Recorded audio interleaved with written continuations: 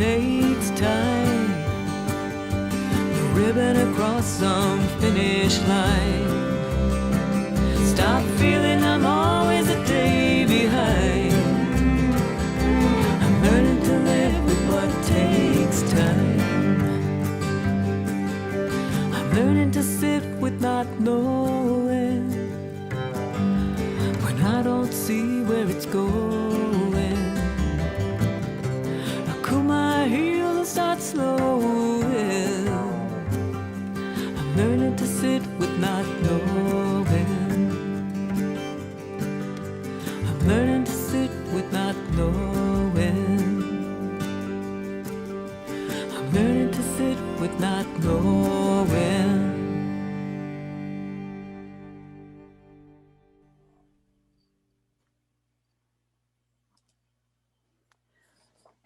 Welcome, everyone. Thank you so much for being here with us this evening in community as we are all together learning to sit with not knowing. When it feels like the stakes are so high.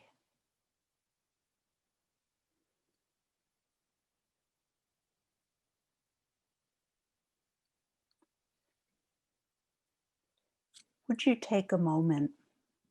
David and I are going to share a poem with you, but before we do, would you just take a moment to look at one another? Look at those who are gathered here with us this evening in community, in companionship, in friendship, in support. And allow yourself for just a moment or two to connect eye to eye with those whose faces you see.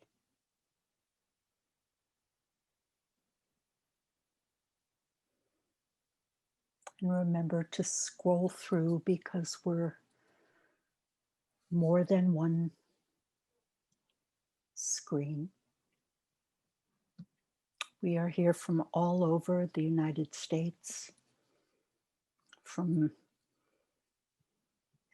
South Africa, from the Netherlands, from England,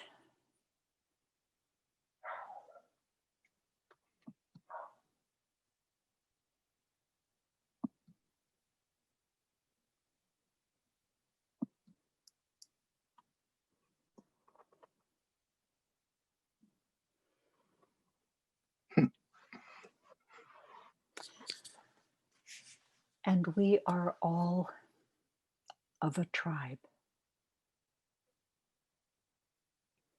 You know, as many of you know, I grew up in the southern part of New Mexico, right on the Mexican border, a little town called Deming. And the summer that I was born, a few months afterwards, another little boy was born on another border town just across the border in Arizona, a little town called Nogales.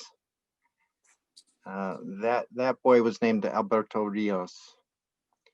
And Alberto grew up to be the poet laureate of Arizona. And Arizona's on our mind a little tonight.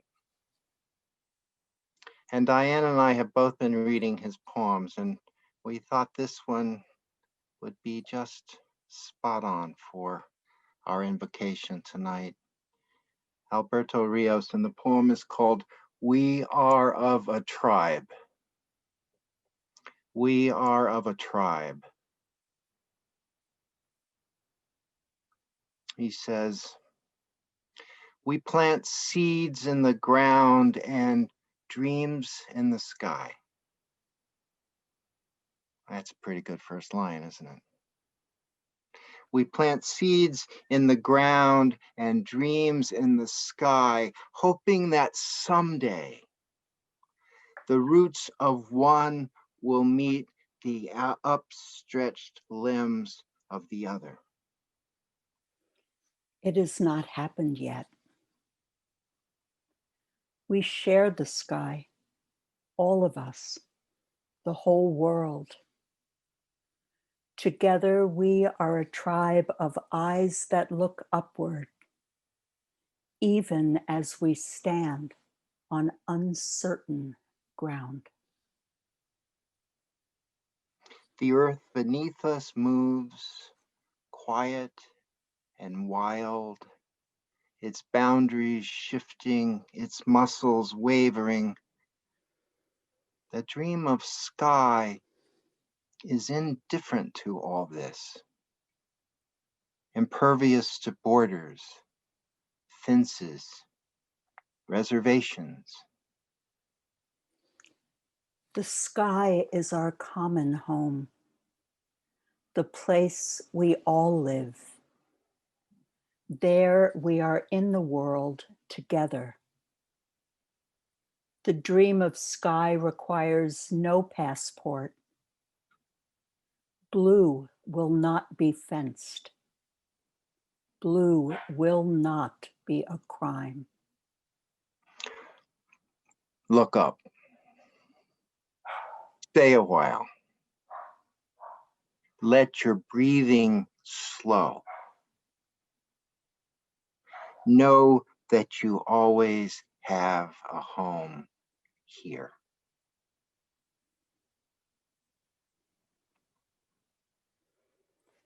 We are of a tribe.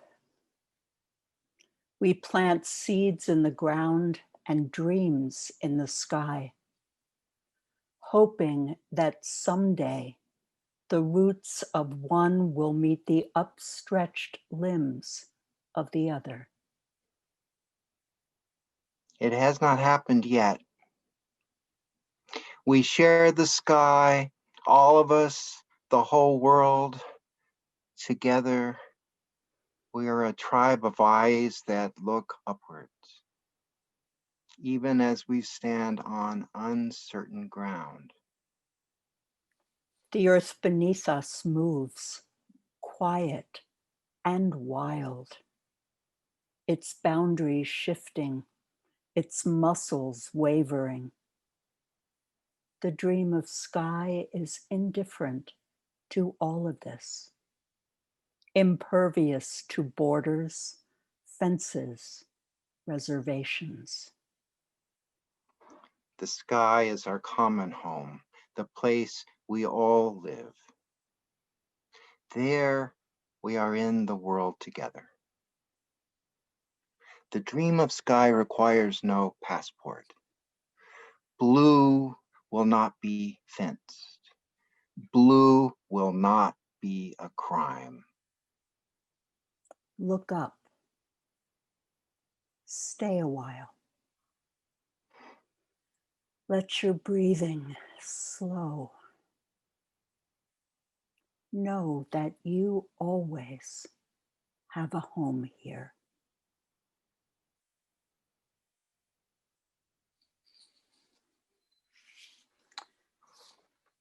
Alberto Rios.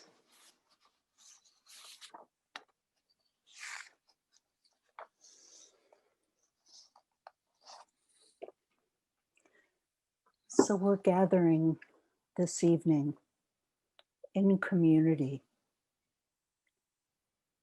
because the ground beneath us in this moment is truly uncertain.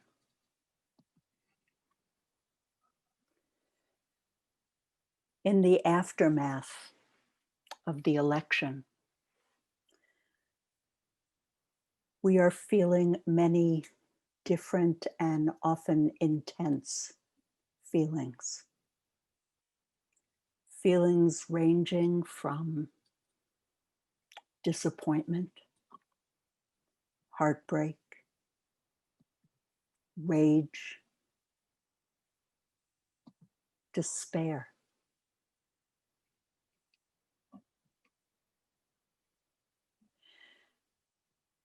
And we sense in a way that perhaps we didn't feel quite so intensely before, how polarized we are as a people, as a nation.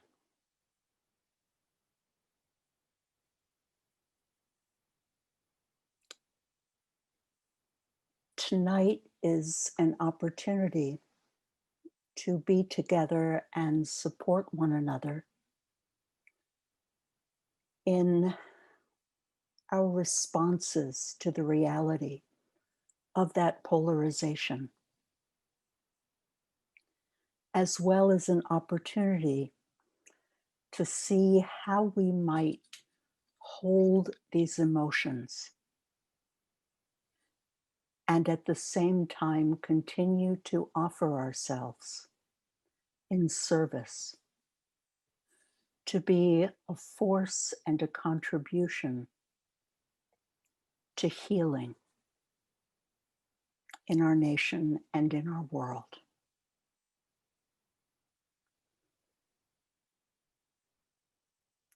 There's a poem by Mary Oliver that I came across a couple of weeks ago, and it really struck me and has been haunting me ever since. And it seems to speak so directly to where we are right now and how we might hold where we are right now.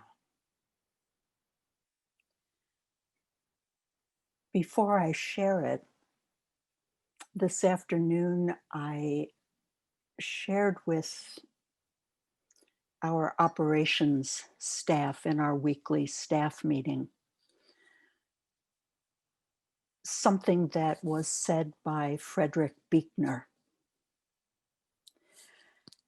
And what he said, he posed a question that I think is a very alive and compelling question for all of us in this moment. He asks, what does it mean to be truly human in a world that half the time we're in love with and the other half scares the hell out of us?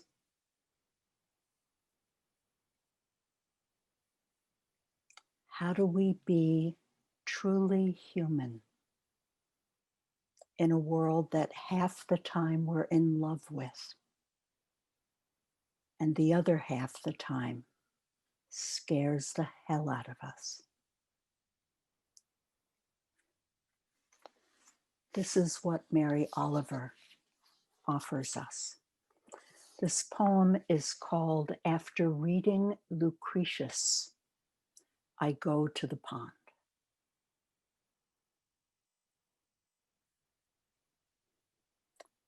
The slippery green frog that went to his death in the heron's pink throat was my small brother. And the heron, with the white plumes like a crown on his head, who is washing now his great sword beak in the shining pond, is my tall, thin brother.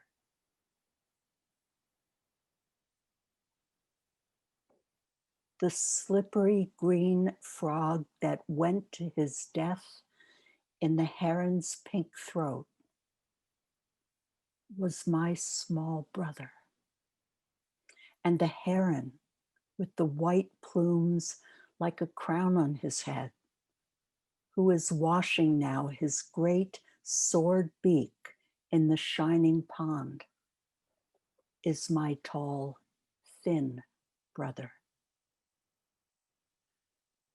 My heart dresses in black and dances.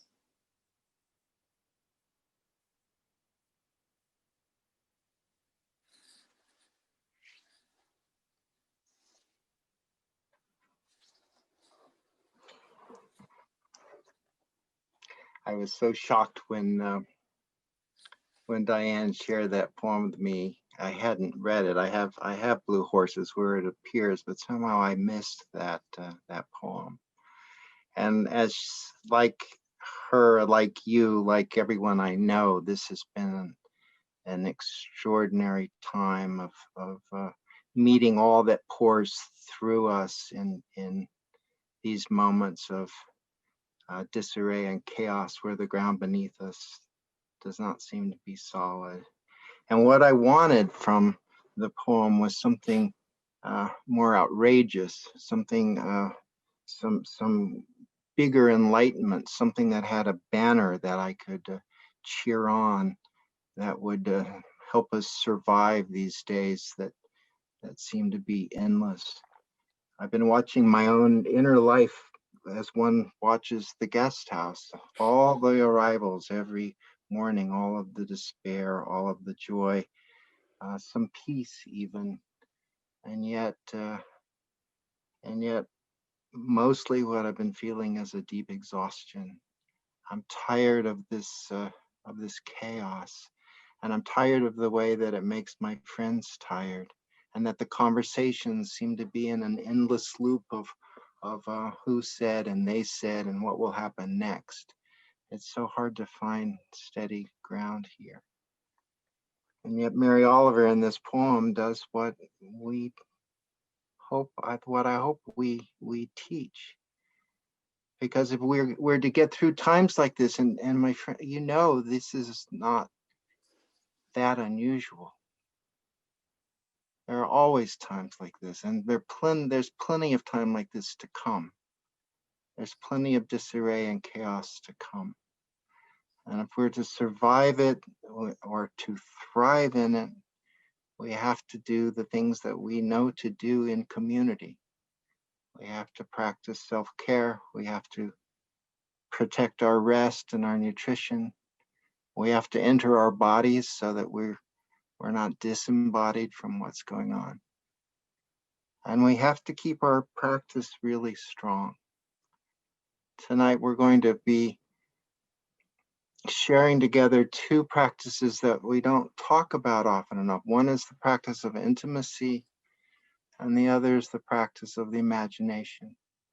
Mary Oliver gives us this great imagination, inviting us to look out into the world and to see the incredible paradox of those two energies, of the frog that's eaten and the beautiful heron that is the eater, and to see how they are intertwined in the great play that's always part of our experience, the marriage of the antinomies of energy in the world, which in fact is the reality of our experience, the great not knowing.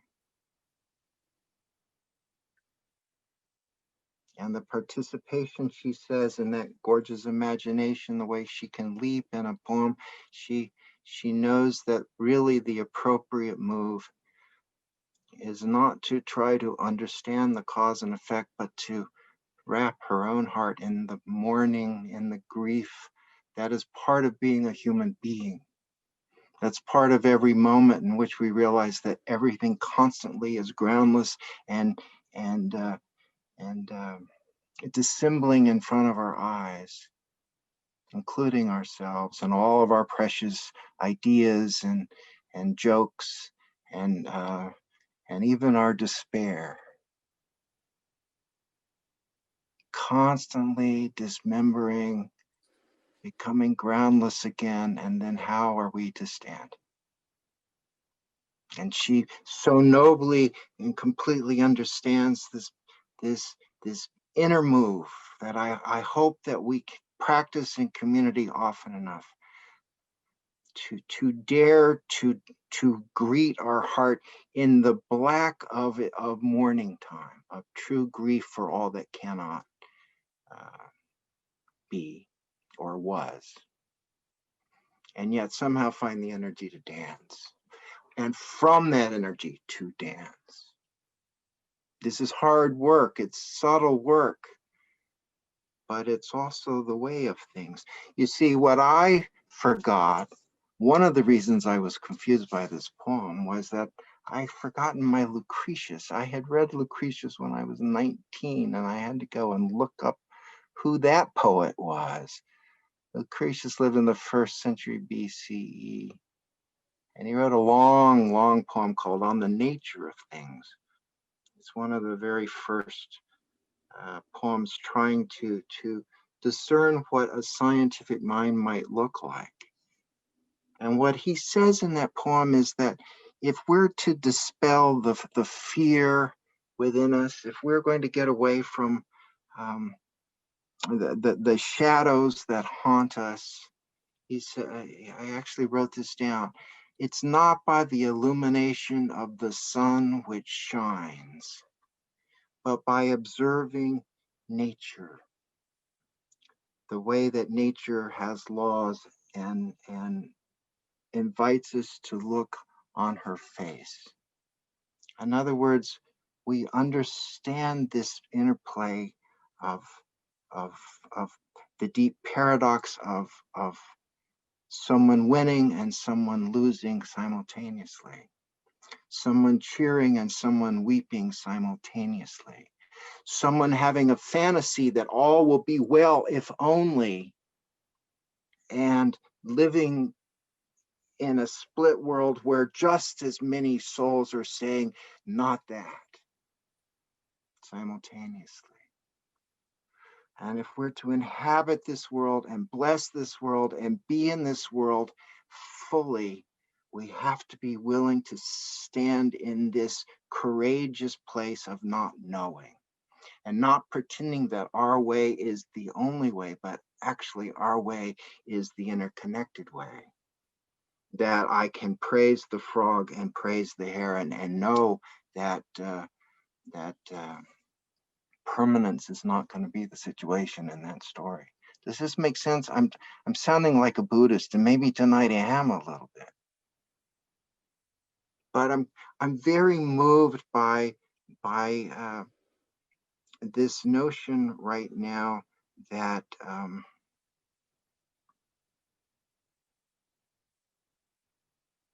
if we can stand,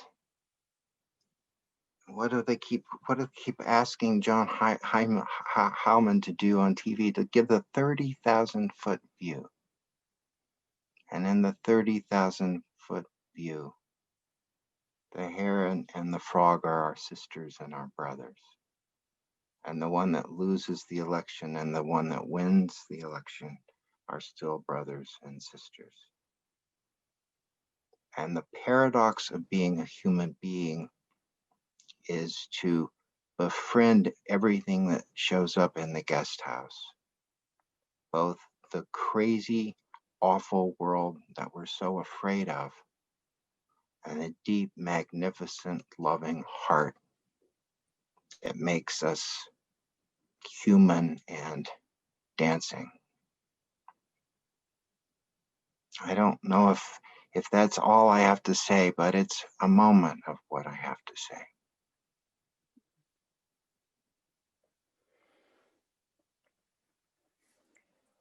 And I think the only thing that I would add is that something happens, something precious and transformative happens in our own consciousness when we recognize that the mourning and the dancing are part of a single whole. Thank you. And that we need both. We need both to be human. And the recognition that however this turns out, half of our country will be dancing and the other half will have their hearts dressed in black.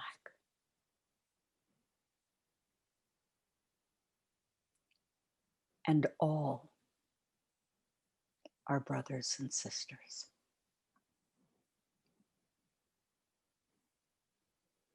Diane and I have a great inquiry that we've kept going through the years. And the question is, can you be prophetic if you don't have an enemy? Do we have to otherize and also, do we have to otherize in order to stand for the truth? And just thank you, Diane, for this poem, which has been such a gift this week. So you have the poem, it's downloadable, it's in your chat, and maybe sit with it. You know, I was in New Hampshire for a month just a few weeks ago. I took a month and I sat there, and the big heron would come down and sit where when I left my chair, the heron would come and sit on it. And I pondered not the frog, but the bass that he's constantly trying to become one with.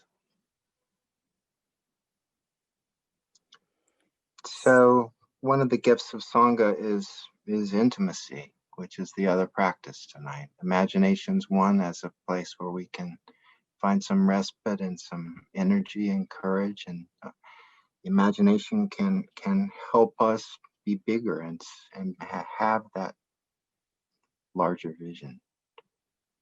And so can intimacy, which is to say the beautiful witness of us. So we've called together tonight to do one of the practices that we know aligns us and realigns us, which is simple prayer. We're asking tonight for nothing highfalutin, just us, just you. And we in the next, we'll take maybe 20, 25 minutes and invite you to raise your hand and do just a two-pronged practice, so simple. One of which is just to say what's alive in you right now. To give a word or a phrase or a sentence, not a history, not a story, just try to listen deeply into what's quivering in your heart right now. What's stuck in your throat right now, or ailing in your body, or needs the witness of your beloved community so that it can be enunciated, because your experience helps my experience be true. So that's the first gesture, the simple prayer, just a word or a phrase. For instance, I've said mine. I am deeply fatigued from the chaos of this time. And then the second gesture is to offer a blessing or a celebration from what's happening. In other words, to try to flip it, embody it, so that it becomes a prayer for all of us, a prayer for all of the worlds visible and invisible. Blessing, the word for blessing comes from the same word as blood, that we should enter back into a life flow, one to another, by offering a gesture of celebration or of connection through our words. And so for me, my blessing, my celebration in this moment is I just celebrate everybody who's showing up, participating in this election, helping in all the thousands of ways people are helping. Simple. So Diane, maybe you could call us into. Mm-hmm. So again, just very simply, and you may even want to think of this as in the Frederick Buechner quote. Nice. The first thing you share is what you're feeling in the half of the time that the world scares the hell out of you in this moment. And then offer a one sentence blessing or prayer for the world, for our nation, for our potential as a collective that you're totally in love with.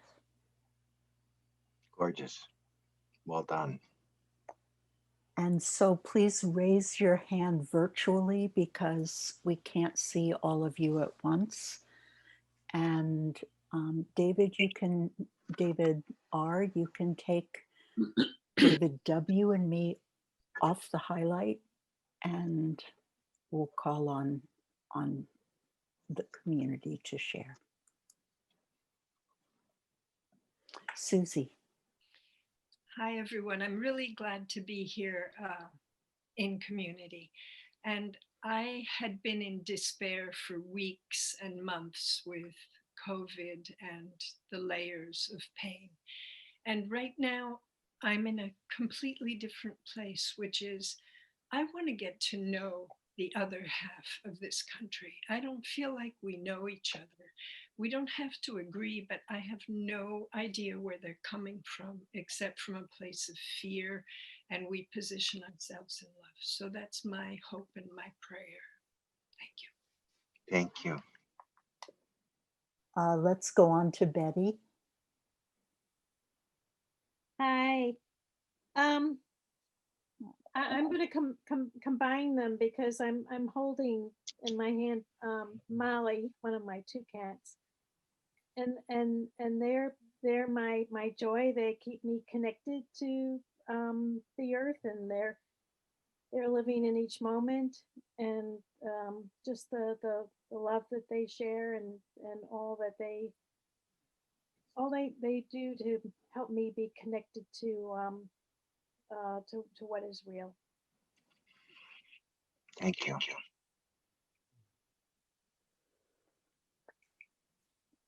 Karen O'Byrne.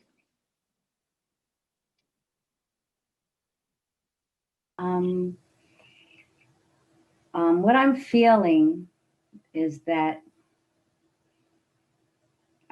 there's a part of me, hopefully the greater part of me, knows that this is us evolving, all of us, all of humanity. But I'm doing it with gritted teeth. And that's how it feels. It isn't the way I would hope evolution would feel. And my blessing is that those who come after me will enjoy, will reap the joy that our seeds will grow into, that we are planting now. Thank you, Karen. Joey's back, so let's hear from Joey. Hello, Jeanette. Yes, I just wanted to share that right now I'm feeling both deep sorrow and tremendous hope. Thank you for this. I am. I've been married to my husband Thank Mike you, for a little over Joey. 15 years. And he's Susie.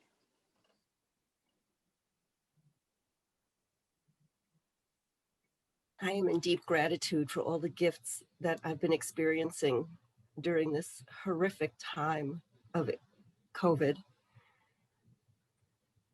And being in your presence, David and Diane, certainly is one of those gifts. Thank you. And my blessing is that we continue these conversations, that we can reach out to people who have different opinions, and if not find some common ground, at least be respectful towards each other. Thank you, Susie. Brenda.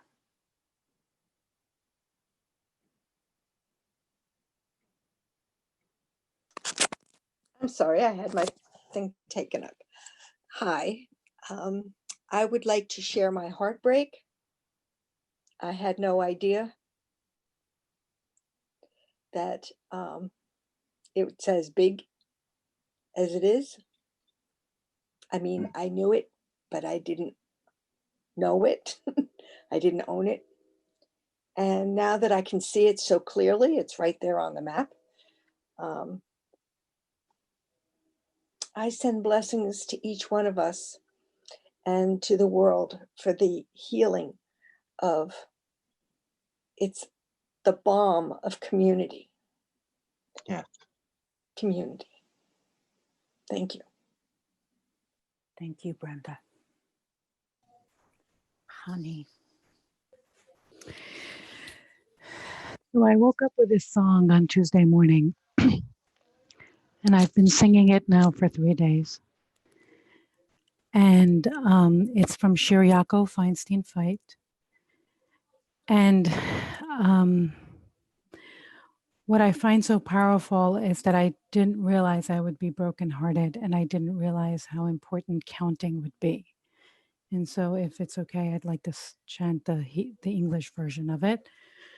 There's one piece where I'll say hallelujah, and then the words in Hebrew following means please heal us. Healer of the brokenhearted, binder of their wounds, counter of uncountable stars, you know where they are. Healer of the brokenhearted, binder of our wounds, counter of uncountable stars, you know who we are. Hallelujah. Hallelujah. Hallelujah.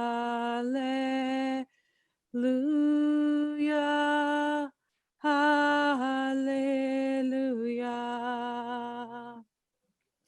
Ana Elna Refanala. Ana Elna Refanala. Thank you, honey. Thank you, honey. Mimi.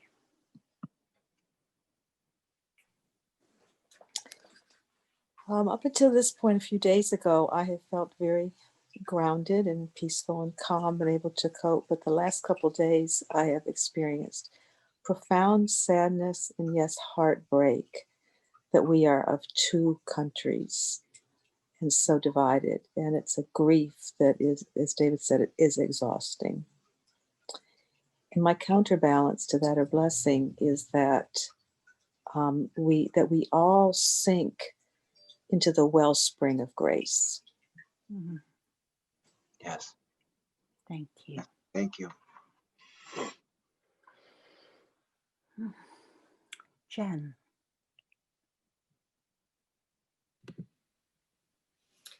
Hi. What I would say is probably sounds bonkers. Good. Good. I am feeling incredibly calm and deeply, deeply peaceful,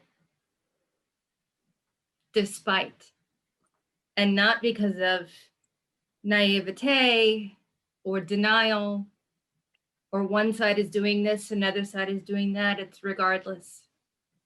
And I feel like that is a direct grace. And so in this place of deep calm and peace, I want to offer any of you who are experiencing not deep calm and peace to take from me all that I can offer you, and know that as a community, there will be a time where I dip back down and I don't feel this way and I'm not on solid ground, but I know that someone else will be rising up to feeling deep calm and peace. And so this sharing and taking turns in this time is going to be very important, because we can't all be in the same place at the same time. And to see that the kinds of true healing that I would like to see rise up in this country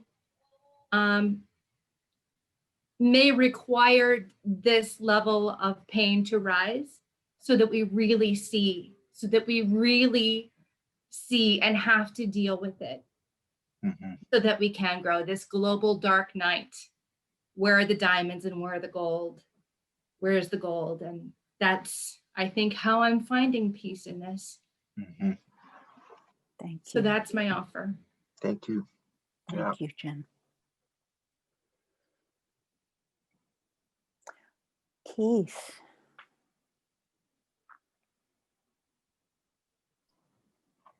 Thank you for calling on me. I feel blessed already just to be here with all of you. And my heart is profoundly broken, as so many.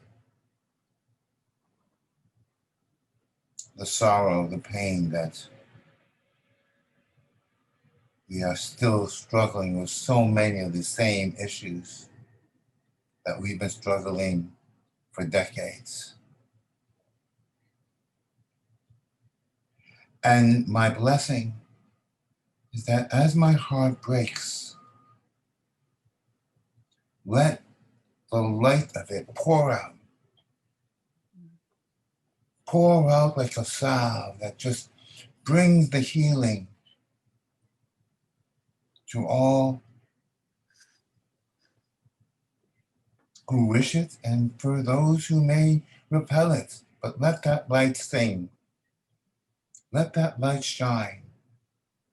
And I'm reminded of the Ben Rector song that Diane played for us.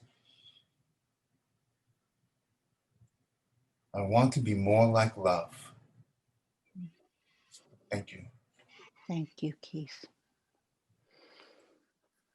So I don't know if it's Ed or Mary, but it's wonderful to see both of you. You want to go first? Yeah, you go first. We're both going. We're taking 2 turns. I was kind of like Jen, calm and peaceful until the night of the election, and then I went into a total panic. And so I stayed up. I had all kinds of energy. I could not sleep. And the morning after, I sat in meditation and I realized that it made me surrender by attachment to outcome. And what rose up was this tremendous feeling of what mattered most. What I really felt genuinely, what mattered most was that everyone's voice counted, and that was true for everybody. And I felt a surrender to the outcome as long as every voice counted. That my own expectations didn't, it was what mattered more was that all the voices were present, that they were all present at the table. Yeah. So I've been living with this feeling of equanimity ever since I gave up my need to be right or have that outcome. And the other image that keeps coming back is the night of the election. One of the news programs had scenes from all these countries of their news programs talking about the election. And it was like a lightning bolt. I just had this feeling in my heart of all these members of our global community that care about what's going on here, but caring from a place of curiosity and deep concern, because we're all this family, kind of like at one big table, like our hearts are that connected. And it felt really loving. I actually felt this sense of loving wisdom uniting the hearts of everyone leaning in and looking at this outcome. And to me, that felt so hopeful, just that there was that much caring and attention that we're that connected. So my offer is the feeling of leaning into that, which unites us, because there's so much more common between us, like a big dysfunctional family, that we learn to get along with each other at the table, and argue and get pissed off, and that's okay, but that we're always still seated at the table together. Anyways. Thank you, Mary. Right. I think she left me a little space here. A couple words. What strikes me is that the sun, the moon, the stars, do not shine on red or blue states. They shine on all of us equally. Mhm. I didn't think it'd be so close, but I know how it's going to happen. So I can feel calm like Jen too, for a different reason maybe. But you know, it's like coronavirus. It doesn't pick and choose. Mm, We are all in this together, mm. always. Can't run away. So here we are. Thank you for the opportunity. Thanks, Thank Ed. you, Ed. Devin. Hi. It's wonderful to be here with all of you. And I also am feeling hopeful. I am feeling hopeful because it feels like there's been this waiting. Obviously, there's been a waiting for the election, but sort of a waiting to know what is the actual truth of this place that we live in this community, and wanting to know so that now we can continue to do the work, but really do the work to help heal some of these divides. And my hope, especially right now, is that I very recently, just about an hour ago, finally found a place where I feel I can find a point of connection in the humanity of the other, of people who have very different values than I do, which is fear. That so much of what leads to these decisions and concerns and alliances is based in fear. And fear is a part of our humanity. And it is a point of connection because we all experience fear in some capacity. And so that's the first time I've found something that gives me hope that I can bridge that connection, and have conversations that I want to have and be curious and connect from a place of vulnerability, connected vulnerability. That feels really good for me because obviously fear is the duality of love. And so if there can be connection in fear, perhaps there can be connection in love. And that is my hope for humanity. Thanks, Devin. Aaron, I think you're up. Yeah, like a lot of people, I'm feeling heartbroken and terrified and all the things that get activated when I'm feeling that way. And I think the blessing I would offer is the blessing of how sometimes love looks like boundaries. That sometimes there is a deep way of loving yourself and loving the other person in setting a healthy boundary. And that there's grace in that when it's done from that place, that especially in an abusive relationship, love can really look like a boundary. There's a difference between setting a boundary out of fear and setting it out of love. And that would be my blessing. Thank you, Aaron. Wendy.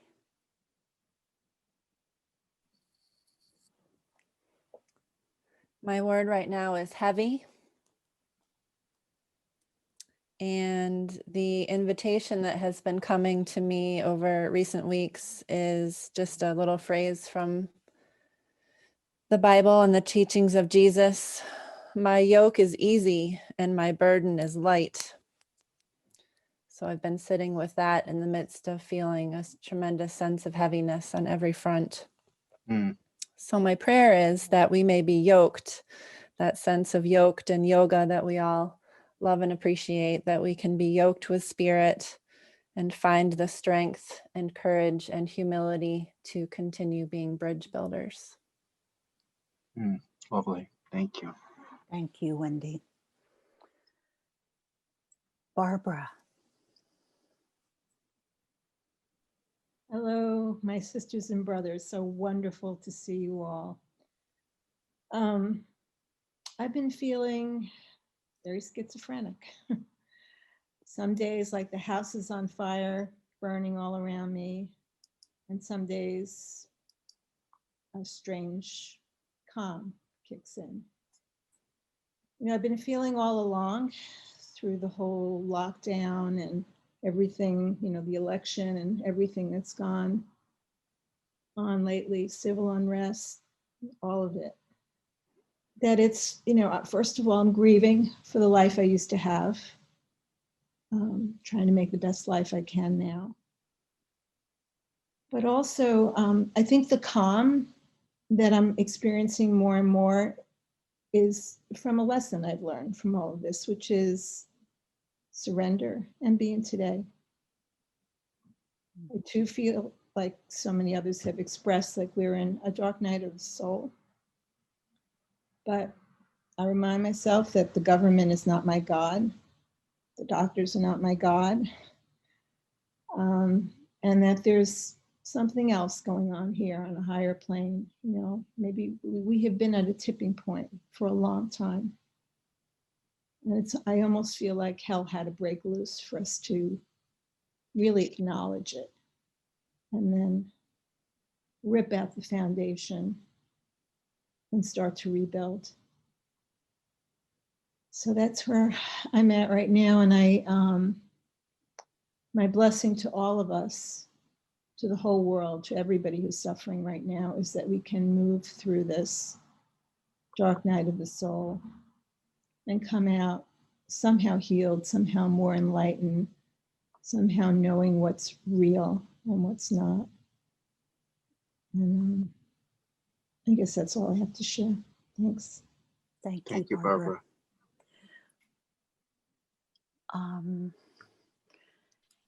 Are people okay if we go a little bit beyond 8 o'clock tonight? Is that okay with people? Okay. We're going to hear from the 4 people whose hands are up, and then we're going to continue with our evening. Again, just a request to try to keep your share in the format of just a word or two about where you are right now, what you're experiencing right now, and then a 1-sentence blessing that you would offer to all of us and to our nation and world.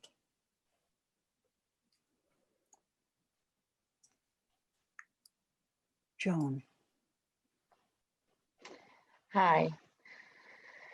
Well, I'm one of those people not in the United States and not American, globally, from the Netherlands.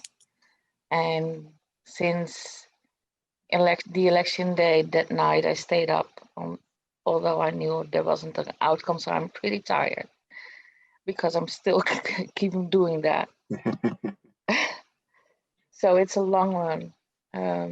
But most important is that I really realize that the effects of what comes out of this, you know, or if it's blue or red, how the effect will be way more on you people there than on us. You know, we will experience it too, but way more on you. So I'm with my heart. I cannot say this without crying, I think. But I'm with my heart with you all, holding you, praying for you all. You know, red or blue, because I know it's so tough. Thank Oh, you, thank Joan. you. Melissa. Good day, everybody. So I am feeling more connected to my yes and the vows that I took as an interfaith minister. And the blessing that I want to give to us all is from the words of this beautiful song by Shekinah Glory Ministry. Will your heart and soul say yes? Will your spirit still say yes? There is more that I require of thee. Will your heart and soul say yes? So I am saying yes for all of us. I don't care what color, red, blue, green, purple. I say yes. I say yes, and I'm keeping the high watch. Thank you, Melissa. Yes, Melissa. Thank you. Debbie. Thank you, everyone. This is such a blessing. I'm feeling afraid, sad, but also very hopeful. Without going into too much detail, I have had some recent conversations with family members. I'm actually living currently up in Rhinebeck, New York, and it's so beautiful to be in more of a country setting, and I just love being in nature. So that's a joy for me.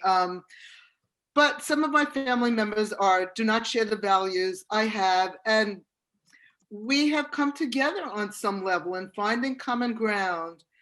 And it's a blessing for me. It's very challenging for me.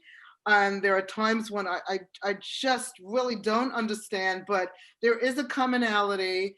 And so that's my wish and my prayer and my blessing for all of us to come together in unity, compassion, agreeing to disagree. We don't have to be clones of each other, but we're all human beings and the blood is red.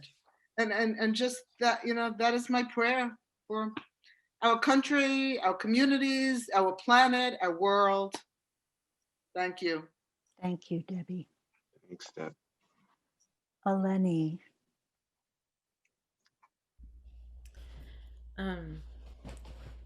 So my heart has been hurting from just seeing so much cruelty.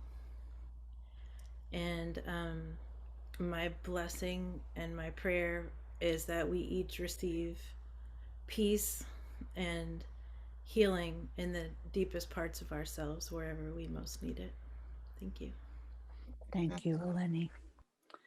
And thank you to those of you who are typing in to the chat your experience of where you are right now and your blessing. Please continue to do that as we move into our closing of the evening. David, is there anything that you would like to add?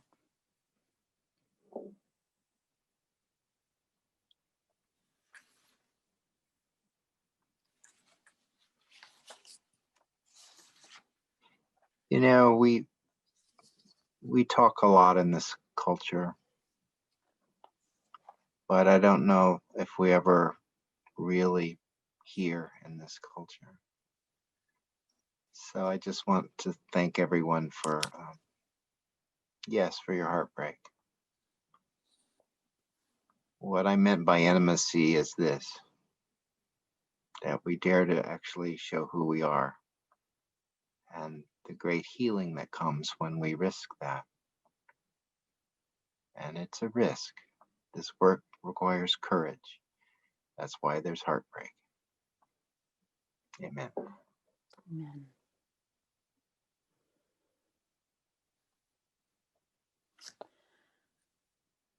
There's a poem that I'd like to share with you as a closing poem, and then we'll have a piece of music. The poem is called Stubborn, and it's by Rosemary Watola Trommer. She starts out with an epigraph from Jane Goodall, who says, "When the brain is separated from the heart, It is capable of doing terrible things to each other and the planet.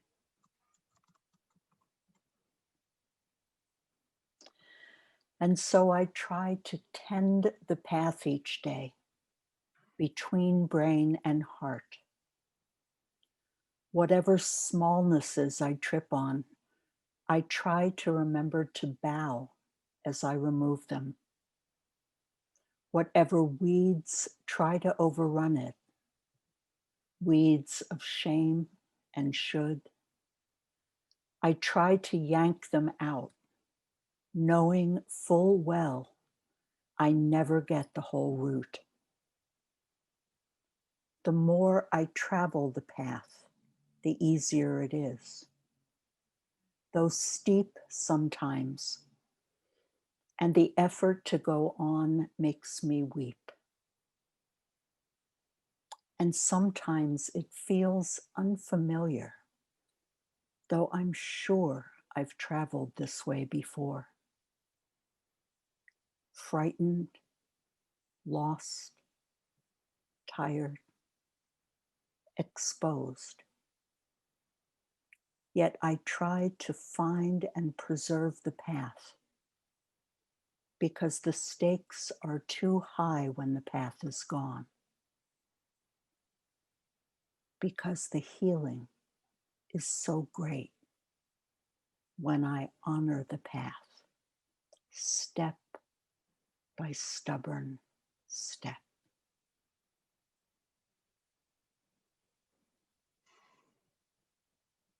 The stakes are too high when the path between heart and brain is gone. And the healing is so great when we honor that path, step by stubborn step. My blessing for us is that we may continue to tread that path, to establish that path, to secure that path, step by stubborn step. You broken down and tired of living life on a merry-go-round, and you can't find the fighter, but I see it in you, so we gon' walk it out and move mountains. We gon' walk it out and move mountains. And I'll rise up, I'll rise like the day. I'll rise up, I'll rise unafraid. I'll rise up, and I'll do it 1,000 times again. And I'll rise up, high like the waves. I'll rise up, in spite of the ache. I'll rise up, and I'll do it 1,000 times again. For you, for you,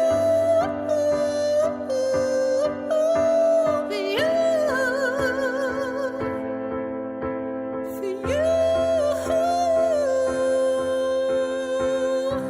When the silence isn't quiet and it feels like it's getting hard to breathe, and I know you feel like dying, but I promise we'll take the world to its feet. Move mountains, bring it to its feet.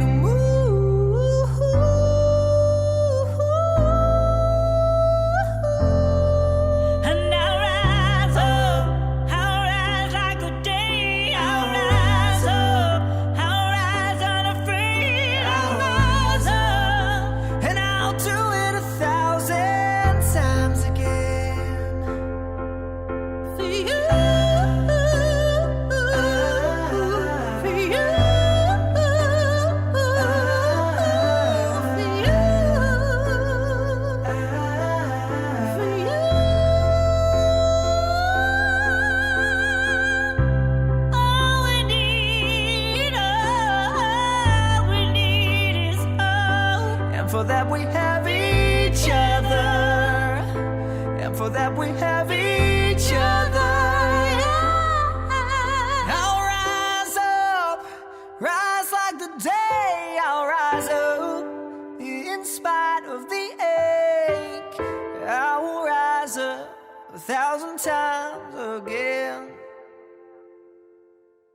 And we'll rise up high like the waves. We'll rise up in spite of the ache. We'll rise up, and we'll do it 1,000 times again for you, for you, for you,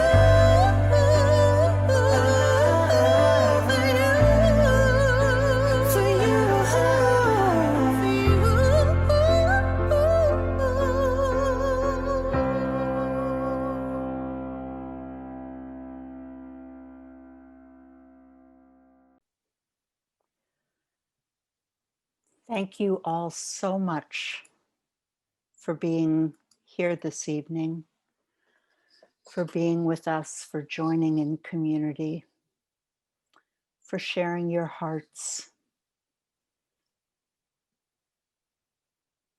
And now We are so blessed to be able to come together. and I was just going to say one more time, let's practice what we preach. Yeah. You are the blessing now. Be the blessing. And we'll get through this.